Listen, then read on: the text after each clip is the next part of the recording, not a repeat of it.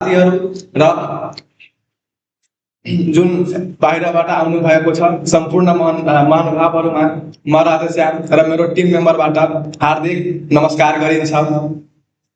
हाम्रो पाँचौं सेमेस्टरमा हामी अध्ययनरत विद्यार्थीहरू केही आफ्नो प्रोजेक्ट तयारी गरेको छौँ। त्यो प्रोजेक्टमा विद्यार्थी लगायत जुन काम गर्न चाहनु भइरहेको छ वा कुनै आफ्नो प्रोग्रेसलाई इन्क्रिज गर्न चाहनु भइरहेको छ उहाँहरू सम्पूर्णमा हामीहरू एउटा प्रोजेक्ट लिएर उपस्थित भएका छौँ। जुन प्रोजेक्टको नाम हो प्रोग्रेस म्यानेजमेन्ट सिस्टम। यो प्रोजेक्टमा हामी 4 जनाको समूह मिलेर यो प्रोजेक्ट तयार पारेका छौँ। यस प्रोजेक्टमा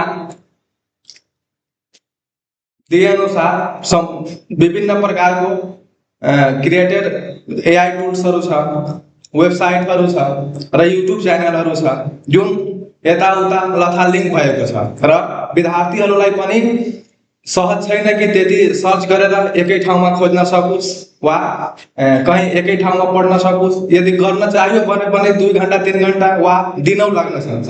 तर हाम्रो प्रोजेक्टले त्यो सम्पूर्णलाई एउटैमा इन्टिग्रेट गरेर र एउटै बनाएर एउटै प्लेटफर्मबाट तपाईलाई जुन फ्याकल्टीको मन लागिरहेको छ त्यो फ्याकल्टी पढ्न हामीलाई यो सहज बनाएका छौँ। र यो प्रोजेक्टमा मात्रै त्यो क्रिएटेड वा बनेको एआई वेबसाइट युट्युब त्यसको कलेक्सन नभइकन हामी केही एक्स्ट्रा फिचर पनि एड गरेका छौँ जुन पर्सनल पनि काम गर्छ। यो अहिलेसम्म वेबसाइट जस्तो छैन कि जुन कुनै विद्यार्थीको आफ्नो पर्सनल प्रोग्रेस ट्र्याक गर्न सकोस्। तर जस्तै अनलाइनबाट हामी स्टडी गर्छौँ भने त्यो ग्रुपमै स्टडी हुन्छ। यस्तो छैन कि कुनै विद्यार्थीको पर्सनल प्रोग्रेस ट्र्याक गरेर त्यसकै अनुसारमा हिँड्न सक्छ। तर हाम्रो प्रोजेक्ट त्यस्तो बनेको छ कि कुनै एउटा विद्यार्थीले आफ्नो कसरी गर्ने, आफ्नो मेहनत कसरी गर्ने, विकलीमा कति मेहनत गर्नुपर्ने छ, मन्थलीमा कति गर्नुपर्ने छ, इयरलीमा कति गर्नुपर्ने छ।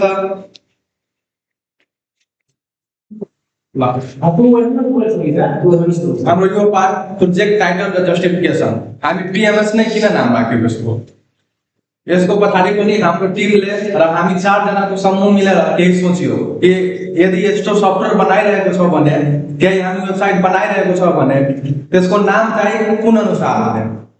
जस्तै हामी प्रोग्रेस म्यानेजमेन्ट सिस्टम राख्दियो। यो कुनै पर्टिकुलर स्टुडेन्टको लागि मात्रै होइन, कुनै बिजनेस वालाले पनि गर्न सकिन्छ। मात्रै स्टुडेन्टले नभएर कुनै बिजनेस वालाले वा कुनै लोकसेवाका तयारीहरूले तिनीहरूले वा जुन फ्याकल्टीमा पनि युज गर्न सकिन्छ। त्यसलाई हामी पर्टिकुलर स्टुडेन्टको नराखेर प्रोग्रेस म्यानेजमेन्ट सिस्टम राख्यो, पीएमएस राख्यो कि नामले सुनेर नै बुझ्न सकोस् कि प्रोग्रेस कुनै प्रोग्रेसको इन्क्रिज गरिरहेको छ, आफ्नो प्रोग्रेसलाई म्यानेज गरिरहेको छ।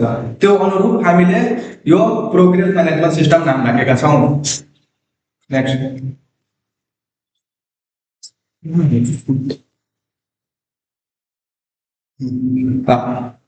यसको स्कोप के रहेको छ?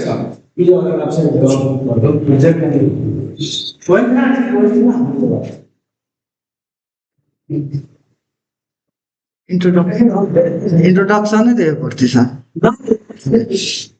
यस प्रोजेक्टको स्कोप चाहिँ कुनै पनि विद्यार्थी होस् वा टिचर होस् त्यो आफ्नो डेली, विकली तथा मन्थली र इयरली गोल राख्न सक्छ कि 1 महिना वा 1 दिन वा 1 सालमा हामीलाई के गर्नुपर्छ। अनि यसको मेन स्कोप चाहिँ मल्टिपल वेबसाइट तथा मल्टिपल एआई टुलहरू एकै ठाउँमा प्रोग्रेस हाम्रो यो प्रोजेक्टबाट उपलब्ध हुन्छ।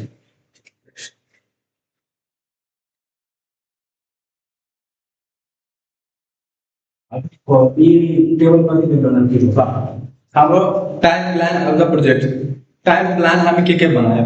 सुरुमा त हामीले प्रोजेक्ट चुज गरिसक्यो। त्यो प्रोजेक्ट इम्प्लिमेन्ट गर्न त्यति सजिलो पनि थिएन। हामीले त्यसको लागि पनि टाइम डिभाइड गर्यो। कति महिनामा कति गर्नु छ, लिमिटेड टाइम छ हामीसँग। त्यही लिमिटेड टाइममा नै हामीलाई त्यो पुरा गर्नुपर्ने थियो।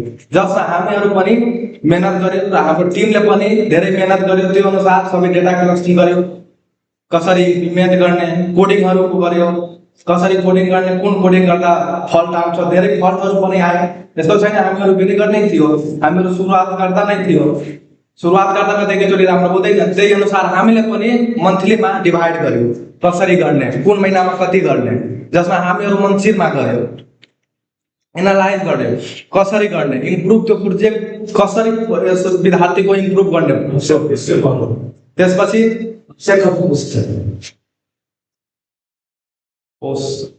बोलो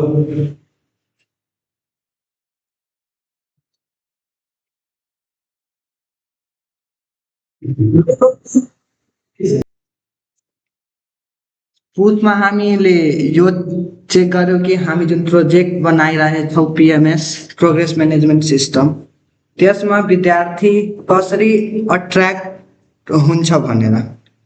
त्यसैले हामीले यसमा विभिन्न स्टुडेन्टले पढ्ने जुन विभिन्न युट्युब च्यानलहरू छन्, खास गरी इन्जिनियरिङ फिल्डको, त्यो सबैलाई कलेक्ट गरेर यसमा राख्यौँ।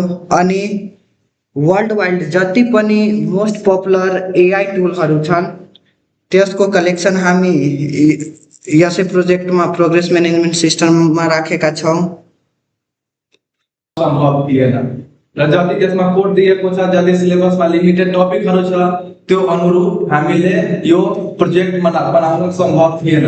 हामीहरू धेरै युट्युब च्यानलहरू पनि हेऱ्यौँ, धेरै वेबसाइटहरू पनि हेऱ्यौँ र विभिन्न त्यस्तै अनलाइन टुलहरूको स्टडी गरी हामी मागमा त्यो इम्प्लिमेन्ट गर्न सुरु गर्यौँ, कसरी गर्ने कोडिङहरू गर्न सुरु गर्यौँ।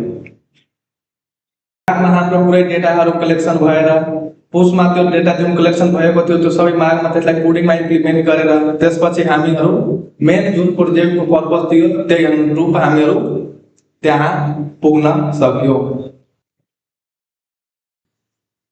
हाम्रो tools to be used in this project, यस प्रोजेक्टमा भएका हाम्रो प्रोजेक्ट म्यानेजमेन्ट सिस्टममा भएका युज भएका टुलहरू केही छन्, जस्तै डेटाबेस।